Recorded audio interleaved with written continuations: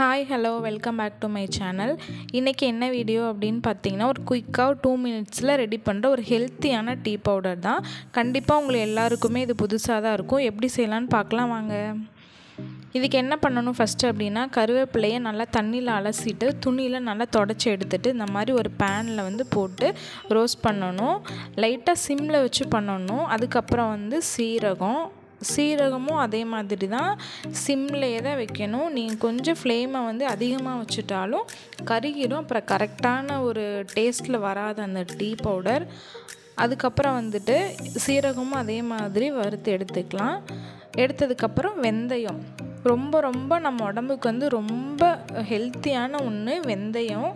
அது மட்டும் கொஞ்சம் அதிகமாக போட்டுக்கணும். என்னடா டீ பவுடர்னு சொல்கிறாங்க, வெந்தயம் போடுறாங்க அப்படின்னு நினைப்பீங்க. உண்மையாகவே ரொம்ப டேஸ்ட்டாக இருக்கும் அந்த டீ.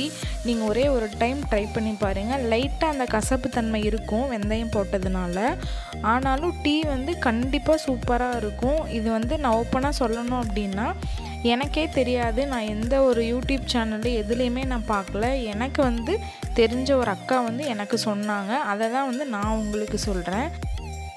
அப்புறம் இதில் இருக்கிற 4 இன்க்ரீடியண்ட்டுமே நம்ம உடம்புக்கு ரொம்ப நல்லது, ரொம்ப ஹெல்த்தியும் கூட. மில்கை அவாய்ட் பண்ணணும்னு நினைக்கிறவங்க கண்டிப்பாக இதை ட்ரை பண்ணலாம். மெயினாக டயட் இருக்கிறவங்க, வெயிட் லாஸ் பண்ணுறவங்களும் கண்டிப்பாக இதை ட்ரை பண்ணலாம். ரொம்ப சூப்பராக இருக்கும்.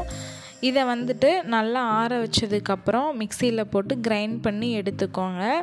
எடுத்துகிட்டு ஒரு பிளாஸ்டிக்கோ இல்லை சில்வரோ யூஸ் பண்ணுறதுக்கு பதிலாக ஒரு கண்ணாடி கிளாஸ் ஐட்டத்தை நீங்கள் யூஸ் பண்ணீங்க அப்படின்னா ரொம்ப நல்லது. இந்த மாதிரி ஒரு கிளாஸில் இருக்க கண்டெய்னரில் போட்டு வச்சிட்டிங்க அப்படின்னா உங்களுக்கு அப்படியே இருக்கும், கெட்டு போகாது. மேக்ஸிமம் நான் பிளாஸ்டிக்கை அவாய்ட் பண்ணிடுவேன். இந்த மாதிரி தான் யூஸ் பண்ணுவேன், கிளாஸ் ஐட்டமில் தான் யூஸ் பண்ணுறேன். நீங்களும் இதே மாதிரி ட்ரை பண்ணுங்கள். ரொம்ப நமக்கு யூஸ்ஃபுல்லாக இருக்கும். இது யூஸ்ஃபுல்லாக இருந்துச்சு அப்படின்னா மறக்காமல் சப்ஸ்கிரைப் பண்ணிடுங்க. தேங்க்யூ.